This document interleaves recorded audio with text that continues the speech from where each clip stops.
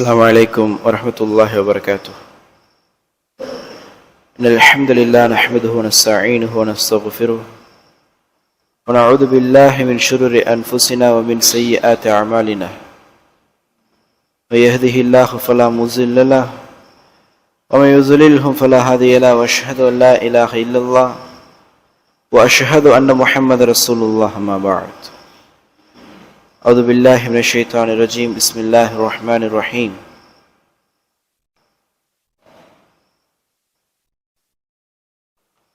فأزلهما الشيطان عنها فأخرجهما مما كانا فيه وقلنا اهبطوا بعضكم لبعض عدو ولكم في الأرض مستقر ومتاع إلى حين.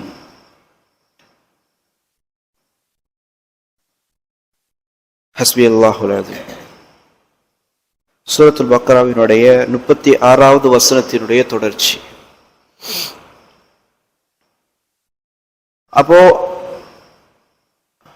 ஆதம் அலைஹிஸ்ஸலாம் அவர்களையும் ஹவ்வா அலைஹிஸ்ஸலாம் அவர்களையும் ஷைத்தான் அந்த சோதனையில் வெற்றி கொண்டு விட்டான். அந்த மரத்தை நெருங்க வைக்க கூடாது, அந்த கனியை சாப்பிட வைக்க கூடாது என்பதுதான் நோக்கம். ஆனால் அந்த நோக்கத்தை அல்லாஹுடைய அந்த ஒரு வரம்பை ஷைத்தான் என்ன செய்து விட்டான், மீற செய்து விட்டான். அப்போ ஆதம் அலைஹிஸ்ஸலாம் அவர்களும் ஹவ்வா அலைஹிஸ்ஸலாம் அவர்களும் என்ன செய்து விட்டார்கள், அந்த கனியை சாப்பிட்டு விட்டார்கள். அந்த இருவர்களில் நாம் ஏற்கனவே நேற்றைய தினம் நாம் பார்த்தோம், அந்த இருவர்களில் யார் காரணமாக இருந்ததை போன்று, அதாவது இவர்தான் சாப்பிட்டார் அல்லது ஆதம் அலைஹிஸ்ஸலாம் அவர்கள் தான் சாப்பிட்டார்கள், சாப்பிட வேண்டும் என்பதாக சொன்னார்கள், அல்லது ஹவ்வா அலைஹிஸ்ஸலாம் அவர்கள் தான் சாப்பிட்டார்கள், சாப்பிட வேண்டும் என்பதாக சொன்னார்கள் என்பதாக நேரடியாக ஆதாரங்கள் கிடையாது. அப்போ ஒரு ஹதீஸை பார்த்து நாம் சொன்னோம், இந்த ஹதீஸின் அடிப்படையில் ஹவ்வா அலைஹிஸ்ஸலாம் அவர்கள் செய்திருக்கலாம் என்பதாக. எந்த ஹதீஸ் அது? லவ்லா ஹவ்வா அலைஹிஸ்ஸலாம் அவர்கள் மட்டும் இல்லை என்று சொன்னால் லா தஹுன், அதாவது இன்றைய காலம் வரை எந்த பெண்களும் தன்னுடைய கணவன்மார்களுக்கு மாறு செய்திருக்க மாட்டார்கள் என்பதாக அல்லாஹ்வுடைய தூதர் ஸல்லல்லாஹு அலைஹி வஸல்லம் அவர்கள் சொல்லி காட்டுகின்றார்கள். அப்போ அந்த ஹதீஸை பார்க்கும்போது என்ன விளங்குகின்றது, ஹவ்வா அலைஹிஸ்ஸலாம் அவர்கள் ஏதோ ஒரு மாறு செய்திருக்கின்றார்கள்.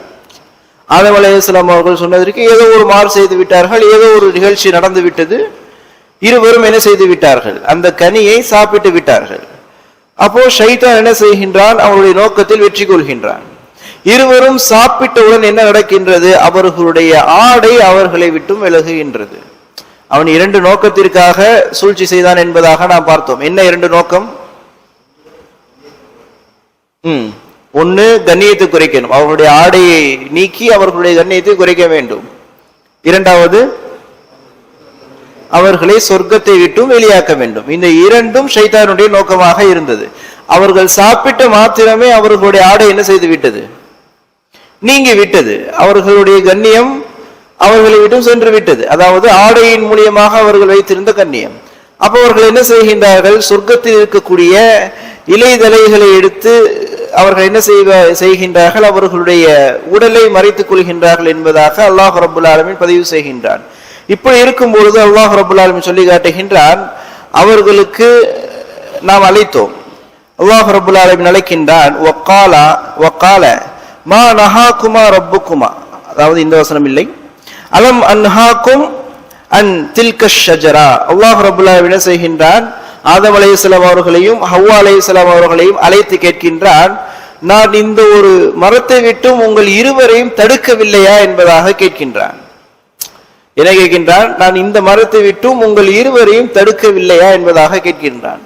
இந்த கேள்வியை கேட்ட உடனே ஆதம் அலைஹிஸ்ஸலாம் அவர்களும் ஹவ்வா அலைஹிஸ்ஸலாம் அவர்களும் என்ன விலகி கொண்டார்கள், நாம் தவறு செய்து விட்டோம், நாம் அல்லாஹ் ரப்புல் ஆலமீனுடைய அந்த கட்டளையை மீறிவிட்டோம் என்பதை ஆதம் அலைஹிஸ்ஸலாம் அவர்களும் ஹவ்வா அலைஹிஸ்ஸலாம் அவர்களும் விளங்கிக் கொள்கின்றார்கள்.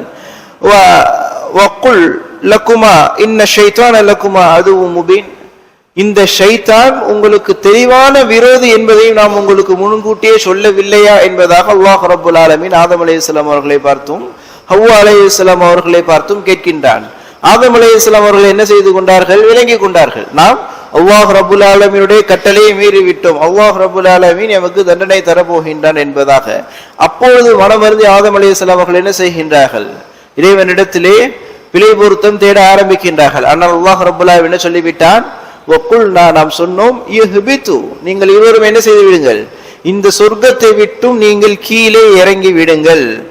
பஅதுக்கும் லிபாதின் அதுவுன் உங்களில் ஒருவர் மற்றொருவர்களுக்கு விரோதியாக இருப்பீர்கள். அந்த சொர்க்கத்திலிருந்து நீங்க எங்கே இறங்கி விடுங்கள், உலகத்திற்கு சென்று விடுங்கள், இறங்கி சென்று விடுங்கள். அந்த உலகத்தில் நீங்கள் ஒருவர் மற்றொருவருக்கு விரோதியாக இருக்கக்கூடிய நிலையில் நீங்கள் இருப்பீர்கள். இந்த உலகத்தில் வாழ்ந்து கொண்டிருக்கக்கூடிய சமயத்தில் நீங்கள் இந்த சொர்க்கத்தில் இருப்பதை போன்று மன நிம்மதியுடன் என்ன செய்ய முடியாது, இருக்க முடியாது. அந்த மன நிம்மதி போகிவிடும், அந்த சகோதரத்துவம் போகிவிடும். மனிதர்கள் தங்களுக்குள்ளே என்ன செய்து கொள்வார்கள், அடித்து கொள்வார்கள், ரத்தத்தை ஓட்டிக் கொள்வார்கள். அதைத்தான் யார் சொன்னது? மலக்குமார்கள் முன்கூட்டியே சொல்லி காமித்த செய்தி. மலக்குமார்கள் என்ன சொன்னார்கள், இந்த உலகத்தில் ரத்தத்தை ஓட்டக்கூடிய குழப்பங்களை ஏற்படுத்தக்கூடிய மனித படைப்பை நீ படைக்க போகின்றாய் என்பதாக கேட்டார்கள். அப்போ இந்த உலகத்திற்கு நீங்கள் செல்கின்றீர்கள் என்று சொன்னால் ரத்தம் ஓட்டப்படும், விரோதத்துவம் ஏற்படுத்தப்படும், ஒருவருக்கு ஒருவர் நீங்கள் என்ன செய்து கொள்வீர்கள், விரோதிகளாகத்தான் நீங்கள் வாழ்வீர்களை தவிர இந்த சொர்க்கத்தில் நீங்கள் நினைத்துக் கொண்டிருப்பதை போன்று என்ன செய்ய முடியாது, ஒரு சுபட்சியமான ஒரு வாழ்க்கை உலகத்தில் வாழ முடியாது என்பதாக அல்லாஹ் ரப்பல் ஆலமீன் சொல்லி என்ன செய்கின்றான், இந்த சொர்க்கத்தை விட்டும் நீங்கள் உலகத்திற்கு இறங்கி சென்று விடுங்கள். வலக்கும் ஃபில் அர்தி முஸ்தகர்ரும் வ மதாஉன் இலாஹின் அந்த உலகத்தில் உங்களுக்கான வாழ்வாதாரங்களும் ஏற்பாடு செய்யப்பட்டுள்ளது. மேலும் அந்த உலகத்தில் சில காலம் நீங்கள் வாழ்வதற்கான தங்குமிடமும் உங்களுக்கு உள்ளது.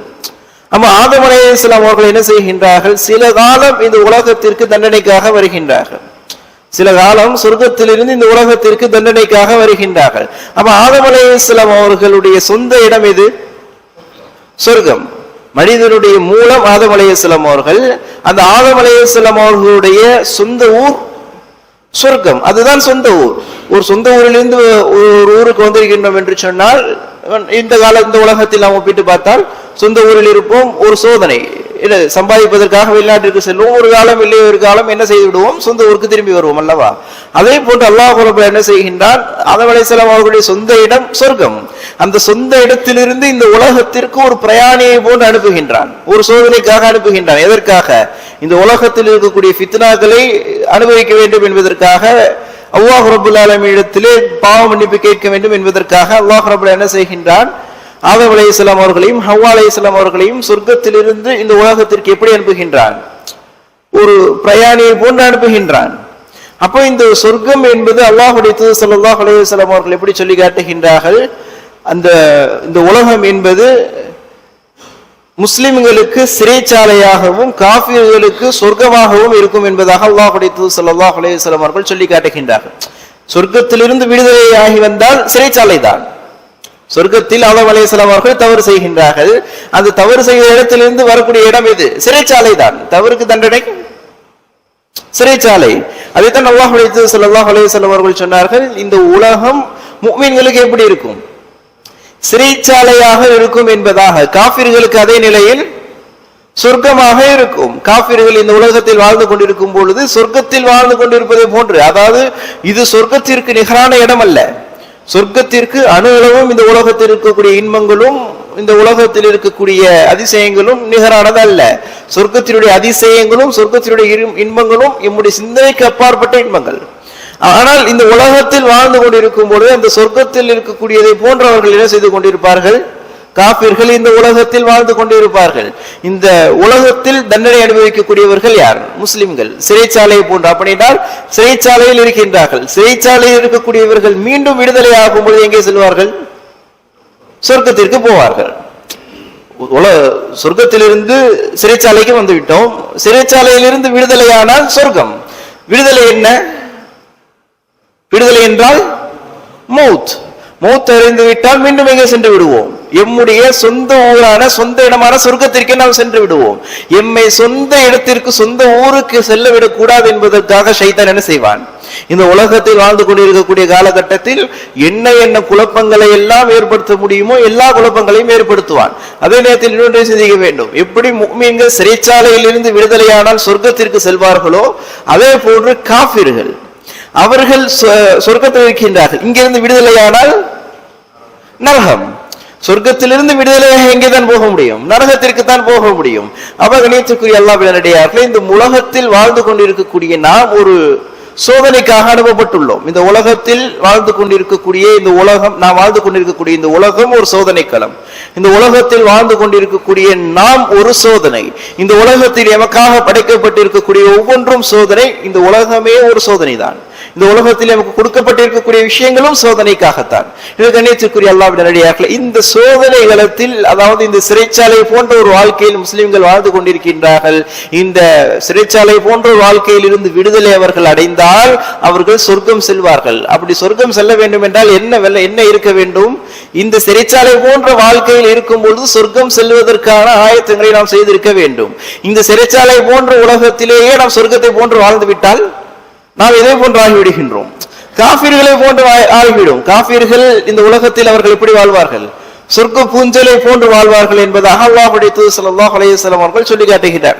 இதுதான் இன்றைய காலகட்டத்தில் இருக்கக்கூடிய சில முஸ்லிம்களுடைய நிலையாக இருந்து கொண்டிருக்கின்றது. அவர்கள் இந்த உலகத்தில் இஸ்லாமியர்களாக இருந்தாலும், இஸ்லாமியர்களை போன்று பெயர் வைத்திருந்தாலும், அவர்கள் வாழக்கூடிய முறையை பார்த்தால் இந்த உலகத்திலேயே சொர்க்கத்தில் வாழ்வதை போன்று, இந்த உலகத்திலேயே அவர்கள் சொர்க்கத்தில் வாழ்வதை போன்று என்றால் அவர்களுக்கு எந்த விதமான கட்டுக்கோப்புகளும் கிடையாது. சொர்க்கத்தில் ஏதாவது கட்டுக்கோப்புகள் உண்டு? ஆதம் அலைஹிஸ்ஸலாம் அவர்களுக்கு அந்த மரம் தடுக்கப்பட்டது. அதை தவிர்த்து எதுவும் கிடையாது. என்ன நாடினாலும் அவர்கள் செய்து கொள்ளலாம். அப்படிப்பட்ட ஒரு விசாலமான ஒரு இடம்தான் சொர்க்கம். அப்படிப்பட்ட என்ன வேண்டும் என்றாலும் செய்து கொள்ளலாம் என்ற இடம்தான் சொர்க்கம். அதே போன்று இந்த உலகத்தில் வாழ்கின்றார்கள் என்றால் அவர்கள் இந்த உலகத்தில் என்ன வேண்டும் என்றாலும் செய்யலாம் என்ற எண்ணத்தில் வாழ்வார்கள். இன்றைய காலத்தில் சில முஸ்லிம்களுடைய நிலை எப்படித்தான், இந்த உலகத்தில் வாழும் பொழுது என்ன வேண்டும் என்றாலும் செய்து கொள்ளலாம், எப்படி வேண்டும் என்றாலும் சம்பாதித்துக் கொள்ளலாம், எப்படி வேண்டும் என்றாலும் நம்முடைய பொருளாதாரத்தை தீட்டிக் கொள்ளலாம் என்பதாக ஹராம் ஹலால் போன்ற விஷயங்களில் பேணுதல் இல்லாமல் இருக்கின்றார்கள் என்றால் இந்த உலகத்தில் வாழும் பொழுது அவர்கள் சொர்க்கத்தை போன்றுதான் வாழ்ந்து கொண்டிருக்கின்றார்கள். அப்ப என்ன இடிக்குது? நேர்மறையாகுது. சொர்க்கத்திலிருந்து அவர்கள் விடுதலையானால் அவர்களுக்கும் தண்டனை தான். கண்ணியத்திற்குரிய அல்லாஹ்வின் நல்லடியார்களை நாம் விளங்கிக் கொள்ள வேண்டும். இந்த உலகத்திற்கு அல்லாஹ் ரப்புல் ஆலமீன் மனித வர்க்கத்தை அனுப்பியது ஒரு சோதனை. என்ன சோதனை? ஆதம் அலைஹிஸ்ஸலாம் அவர்கள் படைக்கும் பொழுது மலக்குமார்கள் என்ன சொன்னார்களோ அதே சோதனை தான். குழப்பங்கள், ஃபித்னாக்கள், கொலை போன்ற விஷயங்கள். ஒருவருக்கொருவர் விரோதியாக வாழ்கின்றோமா இல்லையா, அல்லாஹ் ரப்புல் ஆலமீன் சொல்லி தந்திருக்கக்கூடிய முறைப்படி வாழ்கின்றோமா இல்லையா என்பதையெல்லாம் சோதிப்பதற்காகத்தான் அல்லாஹ் ரப்புல் ஆலமீன் என்ன செய்திருக்கின்றான்? மனித படைப்பை இந்த உலகத்திற்காக அனுப்பி வைத்திருக்கின்றார். எனவே கண்ணியத்திற்குரிய அல்லாஹ்வின் நல்லடியார்களே, இந்த உலகத்தில் வாழும் பொழுது அல்லாஹ் ரப்புல் ஆலமீன் சொல்வதை போன்று வாழ வேண்டும். எப்படி வாழ வேண்டும்? எப்படி வாழ்ந்தால் அந்த சொர்க்கத்திற்கு நாம் மீண்டும் செல்ல முடியும் இந்த சிறைச்சாலையில் இருந்து விடுதலையானவுடன்? அதற்கு அல்லாஹ் ரப்புல் ஆலமீன் அடுத்த வசனத்தில் சொல்லி காட்டும் பொழுது, உங்களுக்கு என்ன வரும்? என்னிடம் இருந்து ஹுதா, நேர்வழி வரும் என்பதாக அல்லாஹ் ரப்புல் ஆலமீன் சொல்லி காட்டுகின்றான். அந்த நேர்வழி என்பது எப்படி சொல்லி காட்டுகின்றான்?